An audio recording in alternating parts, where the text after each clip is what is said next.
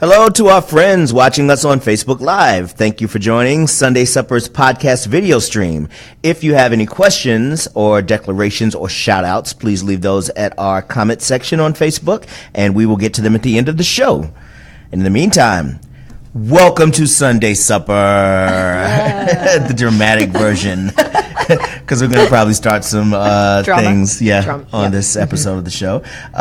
This is our Southern Food City show, but first we want to remind you all that the kitchen is the center of the home. Make cleaning yours easy with Kohler's Gentleman's Bar Sink Faucet by Kohler by PDI.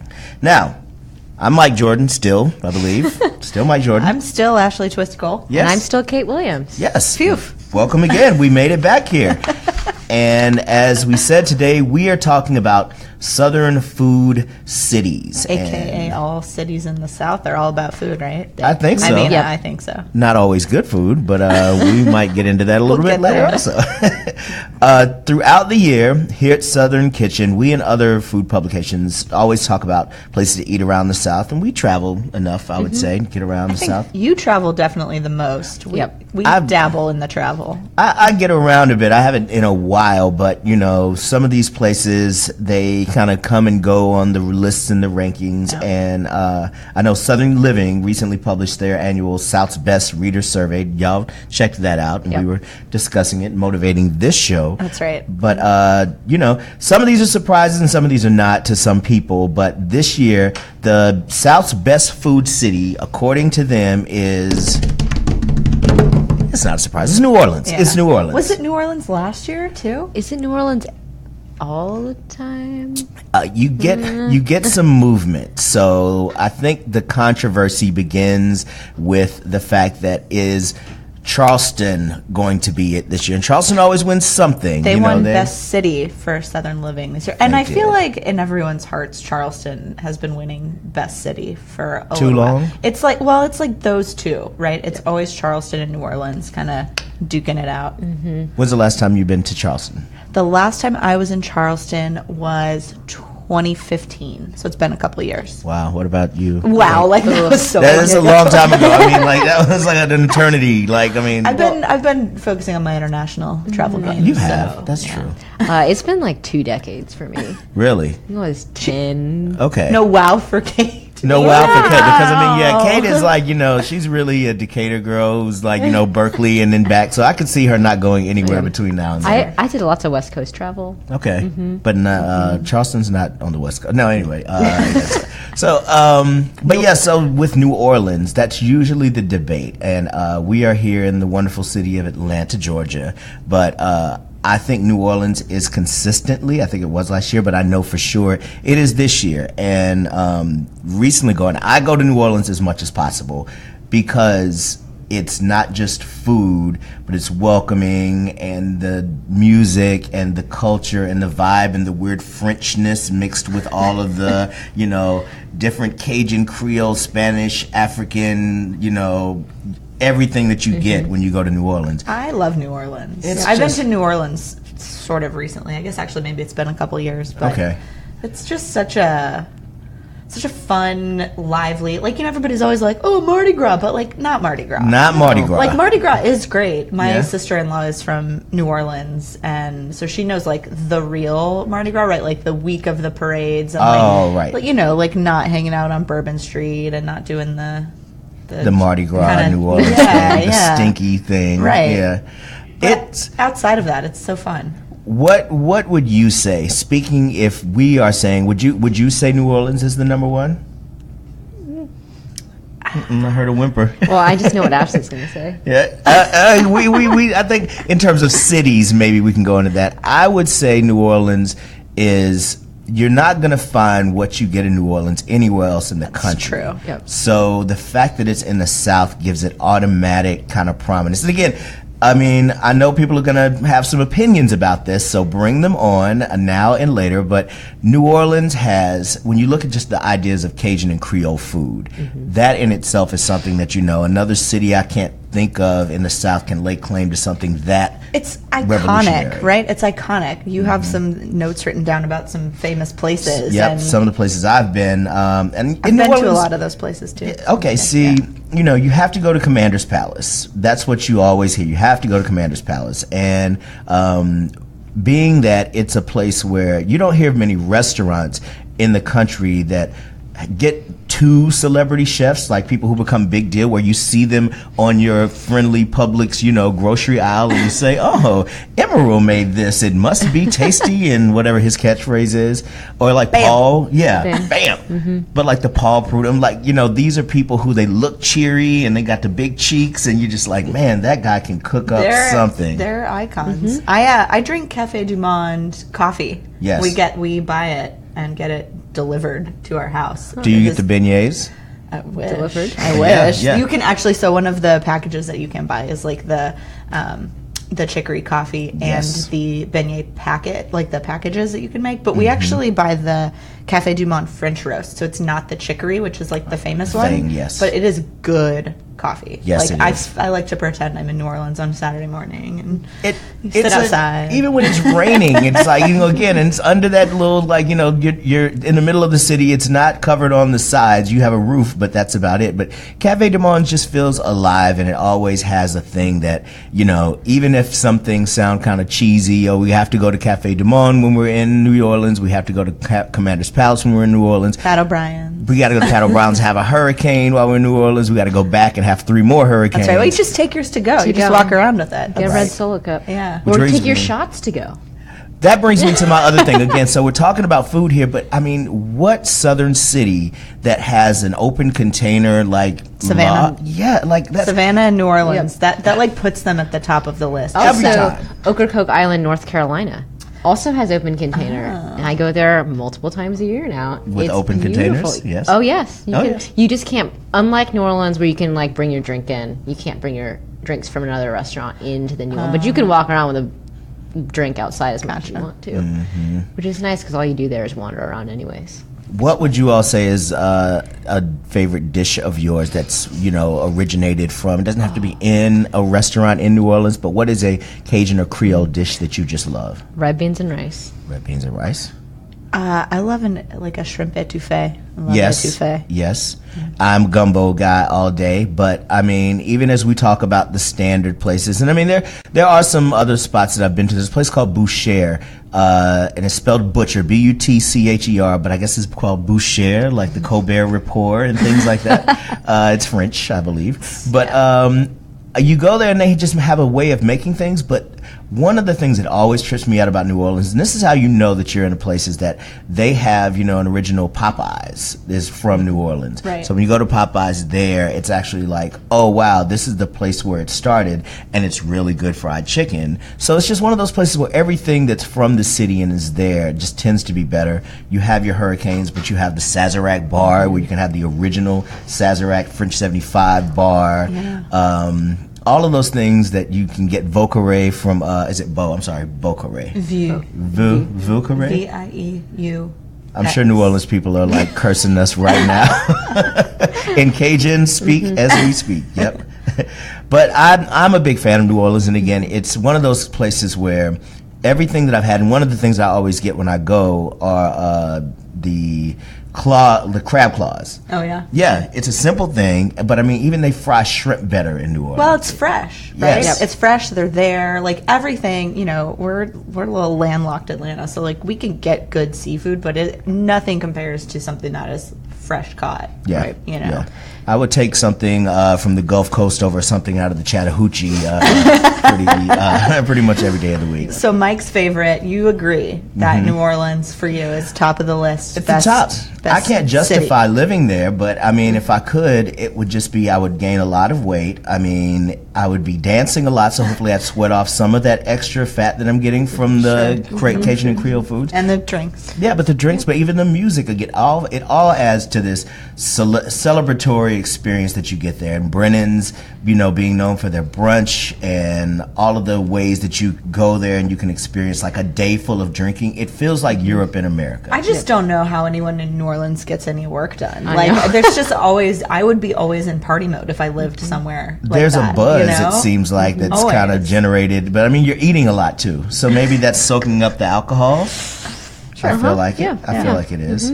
Well, anyway, I agree, New Orleans. I think that there are some other top contenders. People always talk about Greenville, and Greenville's fine. I've been to Greenville and eaten a couple of times. It's a pretty city, but I wouldn't put it up there against New Orleans. I don't think there's much that. Yeah, it's like New Orleans, Charleston, Nashville. Those are like always ones that people are talking about in terms of like larger cities, right? We're going to talk about towns in a second. Yep. And I mean, Charleston has its coastal cuisine.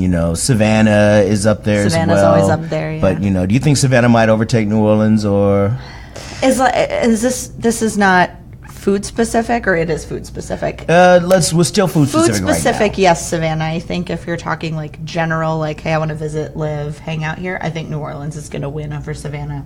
There's just not a ton of activities in Savannah compared to New Orleans, in my opinion. Yep. But before we move on to talk about the South's best food towns, can't wait. Let's just take a second and thank our sponsor, Bojangles.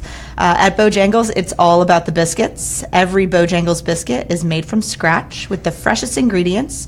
They're mixed, kneaded, and hand-rolled through a 48-step process by their specially trained and certified master biscuit makers. Every 20 minutes, all day long, fresh biscuits.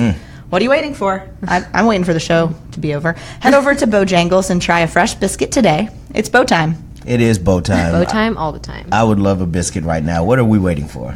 I'm not really sure. Okay. Another thing that I saw there was best food towns. So, I mean, people call cities towns, so I was a little confused at this until I started realizing, okay, a town, I'm guessing, is smaller. It's more, homey and everything like that. So they had a list of that. Did they give specifications around like population size? They just kind of made it was kind of not really clear because I was looking at it like, okay, towns, and it's like more feeling than it was actually like, I think feels like I think they were just trying to get in like 20 city/towns, and the only way to do it was to like divide it up and not make it sound like they were trying to say that like every single metropolis in the South is a good food town. Well, true. Now, what is your favorite, if you're going to say town, what is your favorite Southern food town? Not city now. How about I just go with Ocracoke Island, North Carolina again? Absolutely. Always a favorite. I'm really biased because my family has a restaurant there. Okay. So, what do they have? What do they serve? It is a mix of just like seafood, beach town kind of food, and New Orleans Creole. Okay. My uncle who runs the restaurant, his family's been in the restaurant business in New Orleans forever. See, New Orleans. So, even in Okie, what did we say it?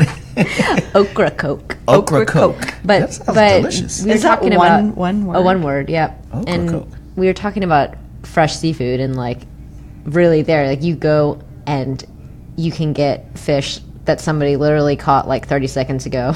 At a restaurant, it was like just alive. They're speed cleaning them there too, I guess. Oh yeah, no, when they're running low on like drum, like my uncle will call out to the fisherman and be like, "Yo, I have 10 orders of drum and no fish." And he just goes and catches then it right there. Wait, he drums some up. Oh, were you ready? Did you know it was coming? Drum it up, one for Ashley, one on the scoreboard. But yeah, they also have this awesome food truck called Eduardo's. And Eduardo's has the best Facebook account of any restaurant in all of America. Wow. It is hilarious. They're just funny people. He just posts every day. He'll post like 500-word like announcements about like, I have tuna now, but it'll be in this kind of like beat poet kind of style with lots of emojis in it. Yes. And it's amazing. But he makes all kinds of crazy stuff, and you can get great breakfast burritos and like fresh tacos and salsas. Can Mike and I come stay at your family's house? Yeah. Eat food, yeah. Yeah. Yep. All Do you they have do an Ocracoke dish? Because it seems like that would lend they itself do. to... Is it okra and coke? Yeah. No, it is figs. What? So they have, there's over, I think, I'm going to make this number up, but there's at least 10 or 15 different varieties of figs that grow wild on the island. Wow. And so, like, Ocracoke fig cake is actually, like, a famous thing. It was in Anne Burns' American Cake book, in fact. Yes, I remember you talked about this. So that would be the Ocracoke Ocracoke. Shout out to y'all, Ocracoke. Shout out to y'all. I like that we learn something new every week. That's what Kate's here for, man. She does the knowledge, as they say. Yeah, she does. What's your favorite Southern food town, Ashley? My favorite Southern food town has to be Athens, Georgia. Athens, Georgia. Okay, there's good food. It's dominating. There is good food in it. I mean, Hugh Atchison has a couple of spots there. 5 and 10 and the National. And I mean, it's a college town, so there's somewhat of a rotating restaurant situation, but some of the classics. Last Resort is like all-time favorite Athens restaurant. And my favorite thing when I was in school at the University of Georgia is you can go to the Last Resort, which is a pretty, kind of high-end date night restaurants where you have your parents take you out when they're in town. But for lunch, they serve a lot of the same things for like $6. The discount for the rush crowd. They want to get you in and out 10 minutes. Yeah. Okay. And and they have their cakes are by a company called Cakes by Cecilia, which make the most amazing cakes. And I think actually Miss Cecilia passed away a couple of years ago. But as far as I understand, the business is still running, and the cakes are some of the most delicious cakes I've ever had. I actually went to a wedding a couple of years ago where they had each table at the wedding had a different Cakes by Cecilia cake, and it was like a mad rush. Like everyone was running around like taking a slice, like, what's this flavor? Cookies and cream. What's this flavor? Chocolate. And so we all had like 10 pieces of cake by the end of the night, but we were very happy about it. So I'm just kidding, because I look at Athens, and again, it's a college town, so it's usually what you would think of is going to be more drinky. But I know Hugh Atchison, and I know that there's been a lot there. But what's the Athens thing that you have to get? Is it that cake? Is there something that Athens does better than anyone else? Bars. Yeah. Yep. More music. Bars. Yep. Yeah, Athens does great live music. The bars. I mean, the Globe, which is one of the bars, was like a couple years ago named like the best bar in America. It's a beer bar. They have a huge selection of beer. It's definitely for like the older college crowd, aka you have to be 21 to really appreciate / get in there. And it's just like a cool pub vibe. I think Athens' thing is there's really something for everyone there. You can kind of go. There's a bar called Sandbar. You could go there and pretend you're at the beach, or you could go to the crepe place and have some crepes. And so it's there's a lot in Athens. So yeah, I just always think it's Georgia football, and I think it's a lot of drinking. At least that's kind of what I remember from when I went a couple of times and decided I don't need to spend a lot of time in Athens. Yeah, I think the best time to go to Athens, Georgia, is in the summer or Christmas break, when actually the students are gone, and you can really get a good sense of like going into this pub called Walker's that has they get food from a restaurant upstairs. Called Blue Sky, and then or 5 and 10. Anyway, I'm messing that up. But they, you can go in and get a morning cocktail, like coffee drink, and then stay, and then they do karaoke and live music and things like that. So definitely going not football season and when the students are on break are my favorite times to go. Athens, Georgia. Okay, all right. I'm going with Birmingham, and Birmingham, Alabama is people act like it's a city. I think that's in dispute. There are skyscrapers and buildings, but I'm from Alabama, so I can joke on Birmingham. I lived in Homewood. I know the city very well. Town, I'm sorry. They're still in dispute. But Birmingham is one of those places where it feels like I always compare Birmingham to Chattanooga, Tennessee. And growing up in Huntsville, you would have about the same amount of distance between Huntsville and Chattanooga and Huntsville and Birmingham. Both of them were really industrial. I remember smokestacks everywhere, and it's just kind of always, kind of gritty and like almost like Pittsburghs of the South, kind of like you think there'd be like some TV show theme to like working hard in Birmingham or something like that. It's just seemed like real blue collar South, but Birmingham has really become nuanced in a way. Yeah, I'm waiting for the rest of the themes. I'm picturing you like throwing your hat up in the air, your like construction hat. Hats in the air in Birmingham. Like it could work. I could write the story. I could write the script. Birmingham has Highlands Grill, which Frank Stitt owns. He has been there, and he is always on the list for a James Beard Award. It's fine dining, and it's really it's sophisticated in a way that when you go to Birmingham, I would say it speaks for what they've tried to accomplish as a city of differentiating themselves from the idea that, Alabama is a, slower, not as, fun kind of place, so that it doesn't have as much cosmopolitan energy as other places. People are talking about Birmingham, though. It's, to your point, it's like it's becoming more of a thing, and more of a destination for people to go to, and obviously as Food and Wine has moved. They made all those New Yorkers move down to Birmingham. To Birmingham. Southern Living is there. So there's there's food people, and when food people are places, food comes. There must be food there. Yeah, there needs to be food. Definitely go to Hot and Hot Fish Club. It's Chris Hastings, who's a really nice guy for a guy who also has won James Beard Best Chef awards. He doesn't have to be as nice as he is. And also, fun fact, I found out, and I was telling Kate about this, he makes hunting pins with like feathers. Well, he goes hunting in Nova Scotia. He has a side business while he's winning these James Beard Awards for his work at Hot and Hot Fish Club. He makes feathered pins that you can put in your lapel or in your hat. So he's in style as well as he's in food. It's like extremely twee. Yeah. It's really weird, but it's also very fashionable. I would get one, but in your cap. Yeah. I'm sure PETA doesn't really like him very much if he's cooking animals and wearing this stuff. But I mean, we're in the South. We got to do what we got to do. I like Birmingham. Southern Living, they said Oxford. So I think it is kind of hard to argue with Oxford. And that's because we can argue with it. I mean, I've never been to Oxford. I do want to go, but because it's a fellow SEC college town, I feel this problem. No, it's Athens is the best town. Well, and I feel like in Oxford, the restaurant. This isn't entirely the case anymore, but we're just talking about John Currents. Yeah.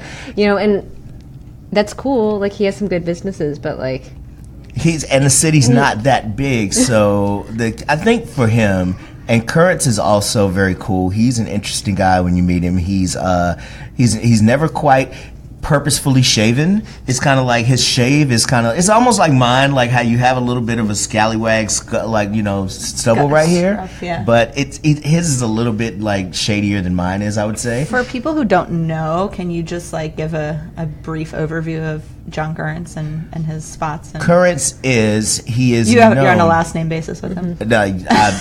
Well, basically, he signed one of my books at one event, and then I saw him at another event, and he was acting like he didn't know me. That hurt my feelings.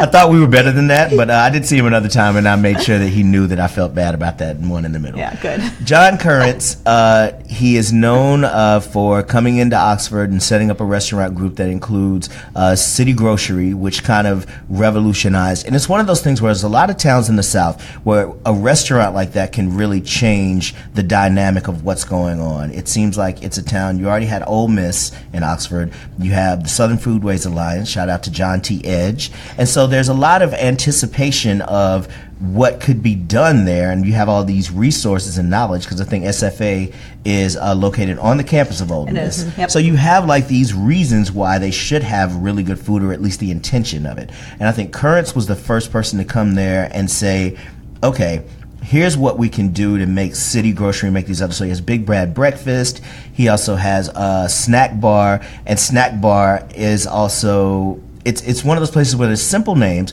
Big Bad Breakfast, City Grocery, Snack Bar, and it sounds like, okay, we have those in Huntsville, Alabama, where I'm from. Not literally, but they're not.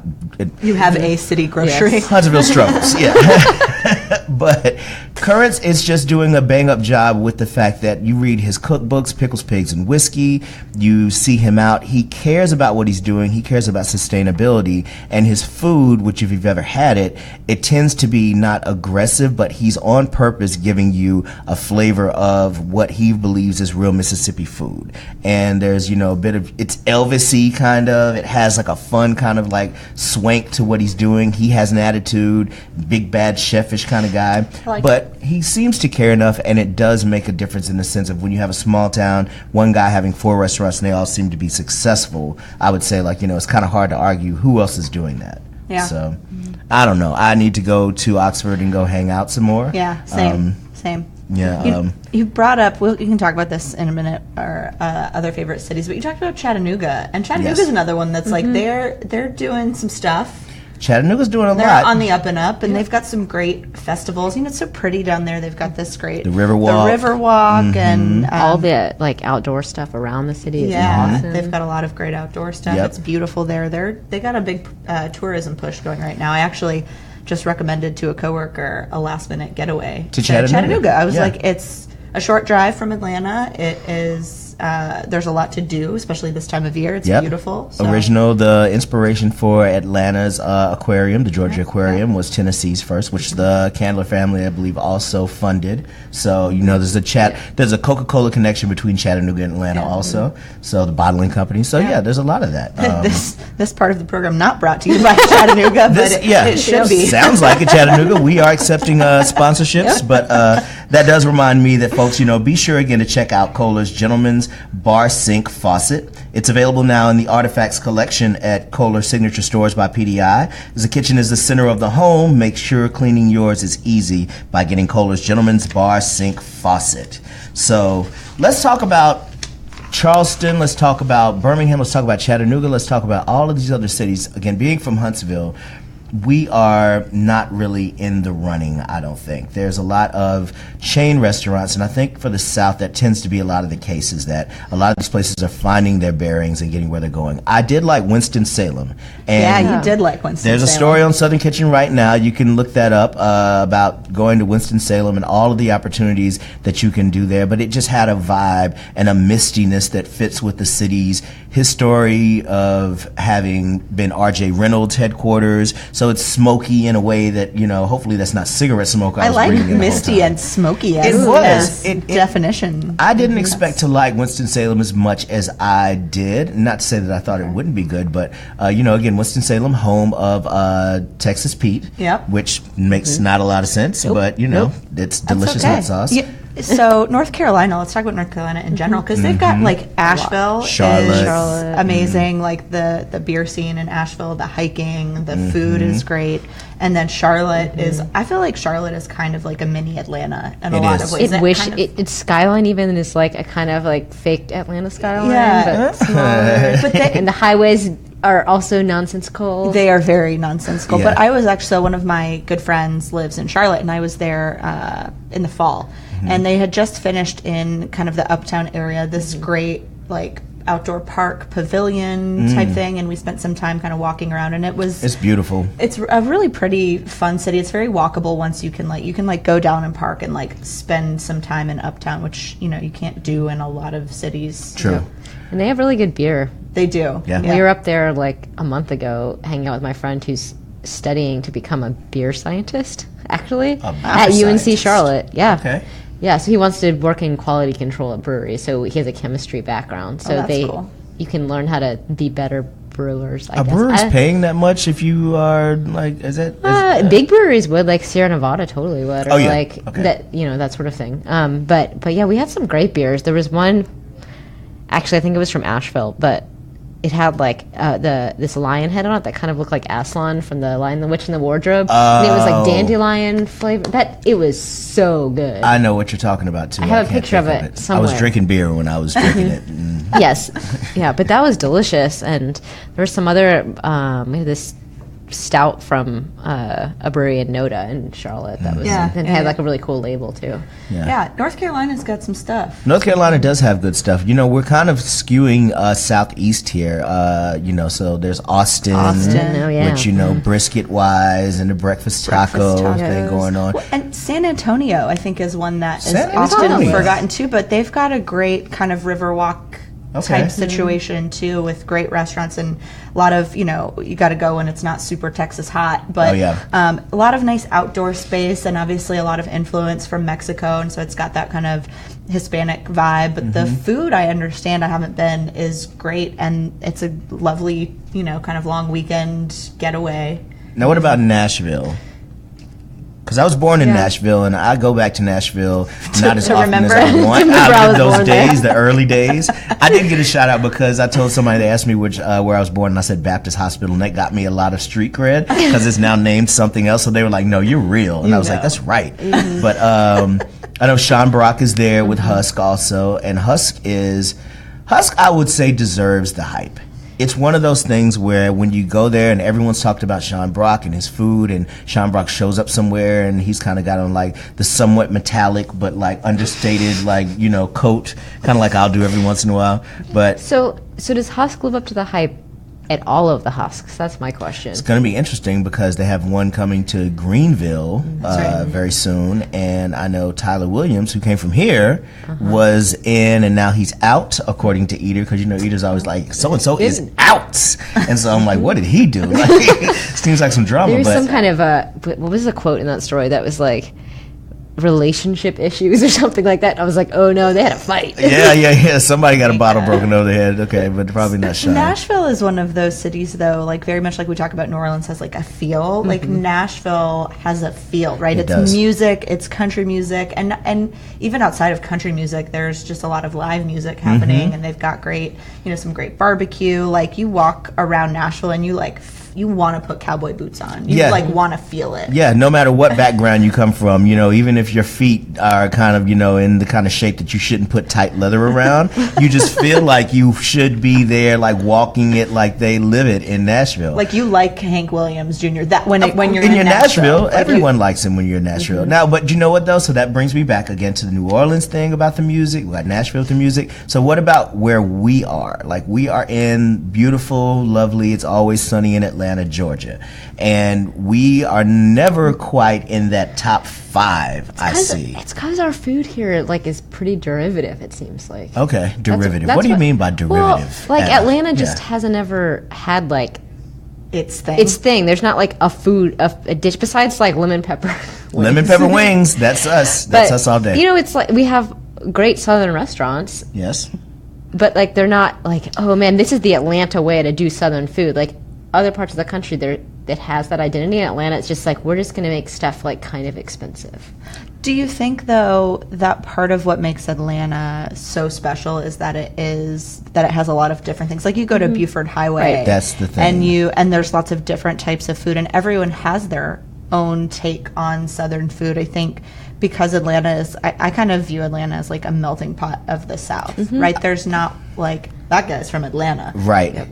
And we're an international hub, airport wise, and we're sort of an international hub in general. And I think that is representative. I agree. I think that's what Atlanta should be doing to take advantage of what we naturally have, is the international come-togetherness of what we have. And so again, coming to Atlanta, I mean, I don't know what you all are going to say on this, but I totally agree that Buford Highway is sort of like, you can't say you've had some of the best meals in Atlanta if you have not been to Buford Highway. And it's not what you would consider maybe Southern, but you couldn't get it anywhere else. It's almost our differentiating thing. Like New Orleans has its Cajun Creole. We have great Korean. We have great what else? What is like some of your Vietnamese favorite? food. I was going to say we have like food, Malaysian food. Yep. But I think going back to like the very premise of the show is like a lot of these lists, that's what they're talking about, are like the like hot restaurants, the ones that get written up on Eater and stuff. And like you said, I mean, the thing that makes Atlanta special is the kind of restaurants that don't show up on these sorts of lists, and like that's the fault of us, you know, the food media. By the way, speaking of list, are you all signed up for our email list? Because this is a good time to curse us out. And if you're not signed up, you should hit pause and head over to southernkitchen.com and sign up for delicious, tried and true recipes sent directly to your inbox, and many special offers on the products in our shop. So get on that list, even if you will never be, if you live in certain cities, and we're going to get to that as well, because some cities we'll start to put our own Southern Kitchen's best list. We should, because we have opinions on this thing. And again, I love Atlanta. I think, you know, Gun Show is amazing. Staple House is amazing. People come here and they want to do South City Kitchen, which is never a bad idea. Mustn Turner, Ford Fry's doing an outstanding job with all of his restaurants. 8 Arm. Yep, I always rep 8 Arm when I 8 Arm's great. 8 Arm's really I'm going to great. rep Alpharetta and Roswell. Who you got? Table in Maine and Osteria Matone. Yes, Osteria Matone. Right. Okay, I would have said Osteria Matone. You're not Italian like me. Yep, Osteria Matone. tone. Yep. But yeah, I agree. Like even Alpharetta stepped up. I would actually, to that point, I would put Alpharetta up higher than it maybe was even considered for like town. Yeah. But Alpharetta probably doesn't like to be called a town. We're town. Because they got the money. So we're town. We'll be town. You'll be town.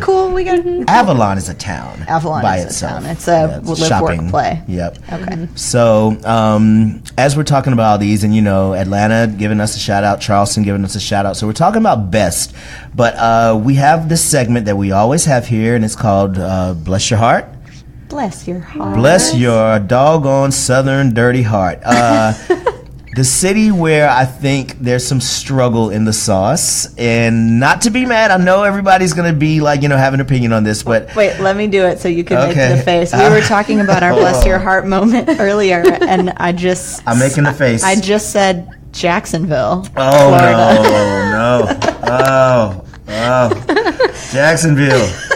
I made this joke before we came in here, and it was like, Bruno Mars could give Jackson, Mississippi, but you're not going to hear Jacksonville, Florida from Bruno Mars because I love all the Duval. Jacksonville's football team, amazing. What is that? What is Duval? Duval is the county, so it's a big deal. When you're in Jacksonville, if you're just walking somewhere and you kind of want to get the whole crowd behind you, like you remember in Pee-wee's Big Adventure where he started singing like "Deep in the Heart of Texas." This is such a musical episode. It is. We're doing a lot of singing on this one. Songs are important to some people. I'm feeling it. I think when you're talking about Jacksonville, you say Duval. That's Duval County, and everyone. If you just say Duval, everyone around will say. No, I was imagining that in my brain, but I did not think that was real. Try it. I thought you were talking about a restaurant. No. Just, go there. Don't go to a restaurant. I would say, there are some good restaurants, and by good, I went to the Hooters in Jacksonville once. Yeah, there was one place where I went, and it's kind of like the fancy spot, and it's downtown, and we won't call out any names because I just felt like it looks great. The price point was definitely in the higher echelon of what you should expect to pay at a restaurant in Jacksonville. In Jacksonville, of all places, but it was like it was bless your heart. It was very bless your heart. Oh, it was. And again, this is the biggest city by land area in the United States of America. I just want to remind y'all. So that's Jacksonville. They have that going for them. Show some respect, but Jacksonville, I feel like has a little bit of work to do before they climb up the ranks. So, bless your heart, Jacksonville. Bless your heart. So this is the time where we are about to get away from here. But before we do that, again, be sure to check out Kohler's Gentleman's Bar Sink Faucet. It is available in the Artifacts collection at Kohler Signature Stores by PDI. And the kitchen is the center of the home, folks, so make sure cleaning yours is easy with Kohler's Gentleman's Bar Sink Faucet. All righty. Now, do we have anything else to cover for this day? We had a couple of questions on the Facebook Live. No death threats? No. You made it. Good. All right. Okay, so let's start with some questions. Sure. Sorry, I have to scroll down. We had a lot of comments. How about explaining the difference between low country and high country Southern cooking? Ooh, what is high country Southern cooking? Yeah. So I don't know about high country Southern cooking, but we could talk about low country, which is typically, and Kate, you probably also know, but the East Coast, Carolina area down to almost to Jacksonville, Tybee Island, Folly Beach, a lot of those kind of islands and almost like they're not the Outer Banks, but like the Outer Banks of the coast is the low country, and it's the low country because it's marshy, it's swampy, there's some channels coming in from the ocean. Things get a little Cajun-ish around the low country. Yeah, and it's defined by rice, too, as opposed to grits. Yeah. That's the land was particularly suitable for growing rice, and those are the types of enslaved people that were brought over from Africa were rice-growing people. Yep, and so a lot of rice over there. Now, high country, to me, sounds like a way to joke on Washington, D.C. I'm just like... See, I was thinking Asheville. I was too, actually, right. yeah. So well, and country? even before that, too, typically when you hear somebody say low country boil, I think that's like a pretty common term, which is Throw everything in a pot. Corn, potato, shrimp, andouille sausage. You can throw some, crawfish or lots of Old Bay seasonings. And I'm not entirely sure why that is considered a low country boil. Aside from that, shrimp is plentiful and delicious from the low country. Throw it all in a boil. But we should start a high country. Yeah, that seems like it's something made up, but I'm willing to go to the high country and see like what kind of stuff they're doing. Again, it seems like Delaware, like the part of the South where the Mason-Dixon line is kind of making it like, is this real? You're thinking like latitude, not elevation. In the South, we're thinking elevation-wise, so like Asheville is mountainous, like Appalachia maybe is like high country because there's mountains. Okay, yeah. I think it's safe to say we're still figuring that one out. That's right. So yeah. What else, Producer Ramona? Are there any other questions? How about the importance of rice in the South?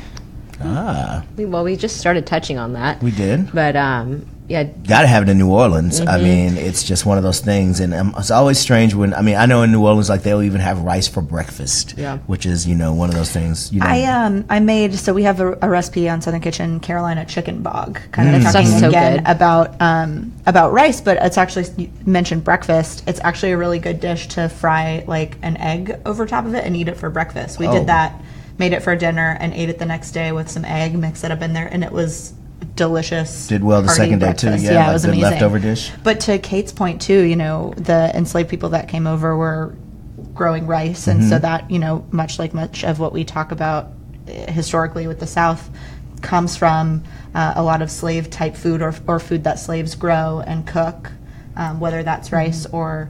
And it sits on you. I mean, like it's one of those things where in all cultures you have some type of bread or some type of starchy element, but rice coming over is it's one of those things that you get it in your system. It feels like somebody cared about you a little bit. It's kind of warm, you can season it, you can do a lot with it.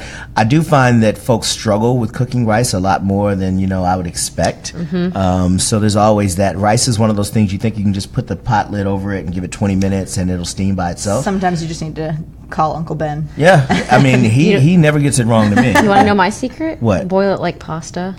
How is that? What do you mean? Al dente? You get a big pot of salted water. Yes. Dump the rice in. Doesn't matter what kind of rice it is. Right. Really starchy short grain rice doesn't work very well this way, but pretty much anything else. And you just boil it till it's done and then drain it. Yeah. So do you rinse your rice or no? It depends on the rice. Okay. I mean, again, like starchier rices, if you want them to not be stuck together, yes. Like a white, typically white rices, you want to rinse them. But brown rice, because it's got that protective coating on there, it's going to keep it from getting too starchy. Just don't rinse your yellow rice because that's the flavor. Rinse up all the seasonings. Just don't rinse the yellow rice. That makes no sense. Tip. Yep. Okay, I think that's all the questions that we've got. Well, today. Awesome. Well, that will do it for us here at Sunday Supper this week. We always love to hear from you. You can reach out to us with feedback at editor@southernkitchen.com. Please subscribe at Apple Podcast or wherever you get your podcasts. That helps us get out to more people. That helps us to hear you out. And please hit the like buttons to keep up with us on Facebook. Did we do it? We did it. Are people going to be mad? Probably. Yep. I don't think Chattanooga's going to be mad. I think we might be getting a call from the Chattanooga CBB soon. Yep. I think we should. We should make a trip down there. Well, until we actually get on the road, I'm Mike Jordan. I'm Kate Williams. And I'm Ashley Twistcole. And I guess this time we'll say, and remember, it ain't where you from, it's where you at. See y'all later.